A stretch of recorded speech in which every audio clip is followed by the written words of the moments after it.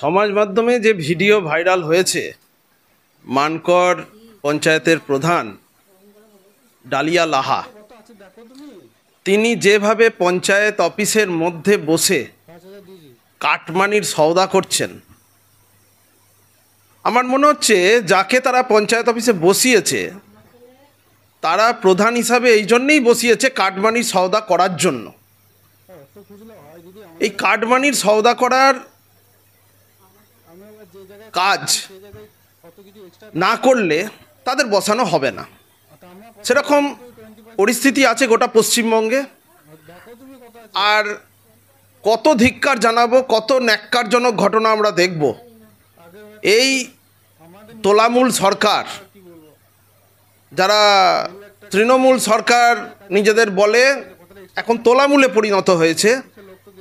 আর cut money আমরা সর্বত্র পেয়েছি। 100 দিনের কাজে, প্রধানমন্ত্রী আবাস যোজনায়, প্রধানমন্ত্রী গ্রাম সড়ক যোজনায়। আজকে প্রধানমন্ত্রী গ্রাম সড়ক যোজনায় যারা কাজ করেছে তাদের কন্ট্রাক্টরদের পয়সা দিতে পারছে না।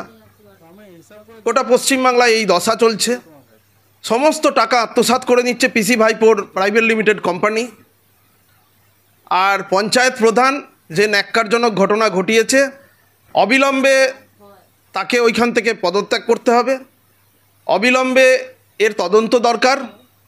এবং যে কন্ট্রাক্টররা এত কাটমানি দেওয়ার জন্য আজকে কাজের গুণমান কমে গেছে, সরকারের টাকা এইভাবে সরকারের দপ্তরে বসে চুরি করছে, এর তীব্র প্রতিবাদ জানাচ্ছি।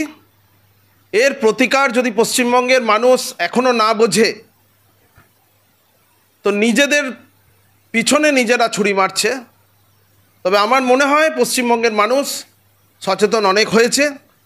আগামী দিনে এই কাটমানি সরকারকে উৎখাত করবে। দেখুন, ভিডিও ভাইরাল হয়েছে, ভিডিও ভাইরাল হতেই পারে, অনেক রকম ভিডিও আসতে পারে, কিন্তু ঘটনাটা কতটা সত্যি সেটা নিশ্চয়ই যাচাই করতে হবে। তবে আমি একটা দিক থেকে বলছি যে যদি কেউ এ ধরনের কাজ করে থাকে, সে যে কোনো রাজনৈতিক দলের হোক, নিশ্চয়ই তার বিরুদ্ধে তদন্ত করে দেখে ব্যবস্থা নেওয়া উচিত। আমাদের দলও সেক্ষেত্রে তাই করবে, কারণ আমাদের দল কোনো রকম দুর্নীতিকে প্রশ্রয় দেয় না, আর দেবেও না। কারণ তৃণমূল কংগ্রেস মনে করে যে স্বচ্ছতার প্রতীক মমতা ব্যানার্জি, সুতরাং তাকে সামনে রেখে আমাদের কাজ করতে হবে। তো সুতরাং সেই জায়গায় দাঁড়িয়ে যদি এ ধরনের কেউ কাজ করে থাকে, যদি আমি ঘটনার সত্যতা জানি না, আপনারা বলছেন, আমি তার উপরেই আপনাকে বলছি যে আমরা নিশ্চয়ই তদন্ত করে দেখব যে ঘটনাটা কি ঘটেছে। কারণ শুধুমাত্র একটা ভিডিও দেখে কারুকে জাজ করা ঠিক হবে না, কারণ ভিডিওটা কতটা সত্যি সেটা নিশ্চয়ই আমাদের দেখতে হবে। আর যদি হয়ে থাকে নিশ্চয়ই দল তার ব্যবস্থা গ্রহণ করবে। এটা জাস্ট মানে একটা ভিডিও আমি দেখলাম, মানে বিষয়টা আমি খতিয়ে দেখছি আর কি। মানে এটা যদি হয়ে থাকে আর কি, নিশ্চয়ই মানে সেটা শুভকর কিছু নয় আর কি। মানে একটা খবর নিয়ে দেখছি, মানে আসল তথ্য কি ওটা জেনে নিয়ে আর কি প্রপার অ্যাকশন নেওয়া হবে। ঠিক, দুর্নীতি তো তৃণমূলে কোনো নতুন কথা নয়। আমরা তো দফায় দফায় বিগত কয়েক বছর বলে বলে আসছি যে তৃণমূল মানেই কাটমানির খেলা। আর তার প্রত্যক্ষ উদাহরণ আজকে মানকর পঞ্চায়েতে আমরা দেখছি। আর এটা তো ক্যামেরায় ধরা পড়েছে বলে তাই, নাহলে এই ধরনের দুর্নীতি তো মমতা ব্যানার্জির আশীর্বাদে পুরো পশ্চিমবঙ্গে গ্রামে গ্রামে বুথে বুথে এক একটা পঞ্চায়েত সদস্য পর্যন্ত ছড়িয়ে গেছে। আর এই কথা আমরা বরাবর বলে এসছি। এরাই কি বাংলার ভবিষ্যৎ? একদিকে প্রধানমন্ত্রীজি 15th ফিনান্স কমিশনের মাধ্যমে যে টাকাগুলো পাঠাচ্ছেন পঞ্চায়েতগুলোর মাধ্যমে এক একটা বুথে উন্নয়নের স্বার্থে, এক একটা গ্রাম পঞ্চায়েতে বছরে 1.5 কোটি 2 কোটি টাকা করে কেন্দ্র সরকার পাঠায়, আর তার এইভাবে হরিলুট করছে এরা। আবার এদের কাছে শিখতে হবে বাংলার কৃষ্টি, বাংলার সংস্কৃতি। লজ্জা লাগে না এই দলকে? আর যে কথা আমরা দীর্ঘদিন বলে আসছি সেটাই তো সত্য প্রমাণিত। বলার কিচ্ছু নেই। যতদিন মমতা ব্যানার্জি থাকবে ততদিন পশ্চিমবঙ্গবাসীকে ভুগতে হবে। প্রথমত যে আমি কাটমানি নিও না। আর এইখানে একজন মানে আমাদের যাদেরকে আমরা টেন্ডার দিই, মানে টেন্ডার ওপেন হওয়ার পর যে এজেন্সিকে আমরা আসতে বলেছিলাম, এজেন্সি আসেনি, ওনার পরিবর্তে একজন এসেছিল।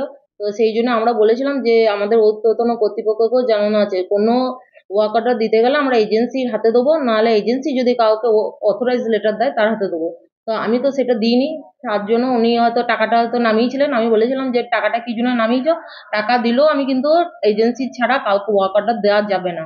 সেই জন্য হয়তো আমার প্রতি রাগ বশত বা অন্য কোনো চক্রান্তের কারণে হয়তো সেটা ভাইরাল হয়েছে ভিডিওটা। যাই হোক, কিন্তু আমি এটাই বলেছি যে এজেন্সির ছাড়া আমি কাউকে ওয়াক অর্ডার দিতে পারবো না, এটাই হয়তো আমার কথা।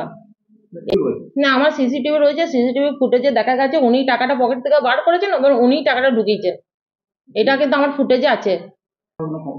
হ্যাঁ, আমার অভিযোগ আছে যে আমার টেবিলে এসে টাকাটা কি জন্য উনি নামাবেন এবং কি জন্য টাকাটা আমাকে আমার টেবিলে নামাবে, অথচ আমি টাকাটাতে তো হাতও দিইনি, কিছু দিইনি, কিন্তু শুধু শুধু আমার নামে বদনাম করা হয়েছে।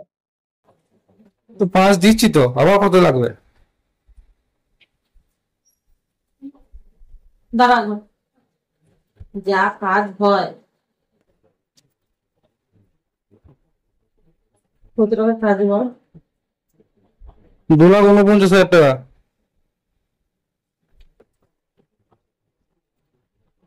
যদি 2% করে হয় সেটা তোমার তো 5,000 হয়ে যাচ্ছে। আমার হয়ে এখন বলবো না।